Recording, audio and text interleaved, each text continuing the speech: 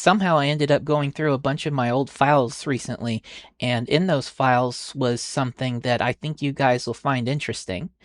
This is a project that I did back in 2019, right after the Vertebreaker campaign and right before peer pressure. At the time, headcanon was pretty much running on fumes and we needed to pick up a new commercial project. So I took a chance on an ad I saw from another indie dev who was looking to create a team.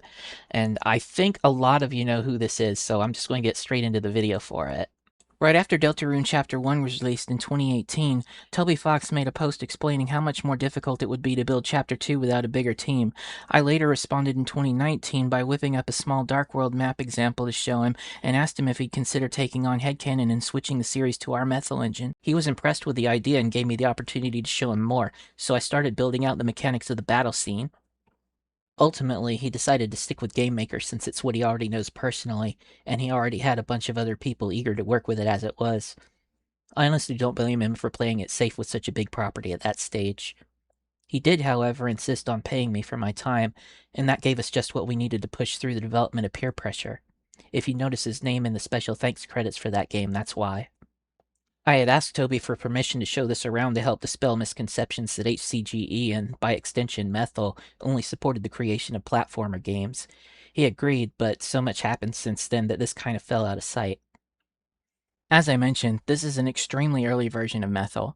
There have been a ton of updates and changes, but the current version can do everything the 2019 version could do, and more. One major difference you're about to see is in the interface. This is a primitive version of Methyl's live editing mode, a feature it inherited from HCGE before it. You can see how it's possible to manipulate stage elements while the game's still running.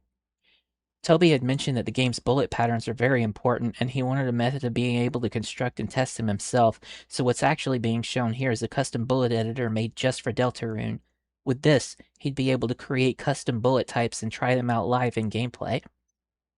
Another very important factor was bullet load. He wanted to be able to do some crazy things, and since performance has always been a high priority for me, I wanted to demonstrate how Methyl could stack up against accepted standards. While I didn't have a quick method of comparing directly with GameMaker, I was able to modify Unitil to help illustrate the point. As you can see, there's a short pause when a ton of bullets are spawned at once, and the frame rate shoots down quickly even with simple patterns. On the other hand, Methyl was able to spawn hundreds of bullets at a time using slightly more complicated pattern math without any pauses or slowdown.